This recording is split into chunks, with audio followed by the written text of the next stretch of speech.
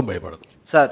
ముఖ్యంగా కరెంటు బిల్లులు చూపించి సంక్షేమ పథకాల్లో కూడా కోత విధించారు గడిచిన 5 ఏళ్ల కాలంలో. అంటే 500 రూపాయల కంటే బిల్లు ఎక్కువ వస్తే అర్హుడు కూడా ఆ లబ్ధి చేకూరిన పరిస్థితి ఉంది.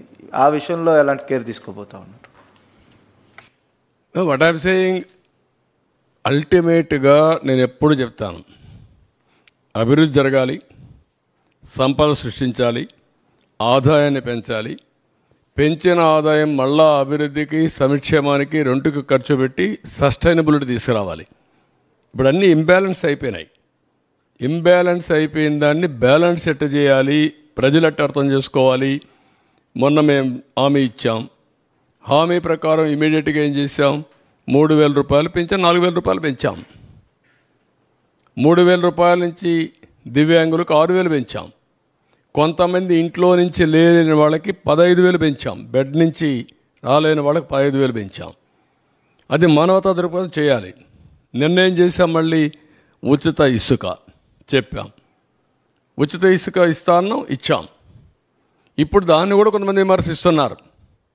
అంటే ఎట్లా మాట్లాడుతున్నారంటే, ఉచిత ఇసుక అంటే మేము ఇసుక ఇంట్లో ఇస్తామని చెప్పామని మాట్లాడతారు.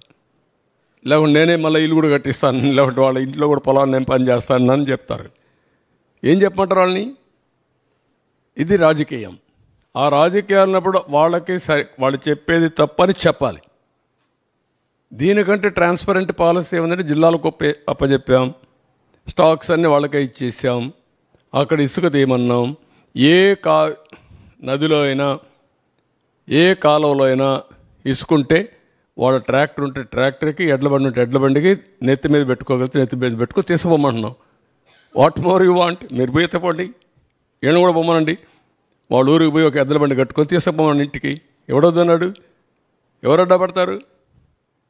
అలాంటి బుద్ధి జ్ఞానం లేకుండా చేసే వాళ్ళని ఏమనాలి? వాళ్ళని మనుషులు అనాలి. ఉంటే వింత పశువులు కూడా ఉండవు, మారిగా ఉంటాయి. ఇవన్నీ ఉంటాయి ఛాలెంజెస్.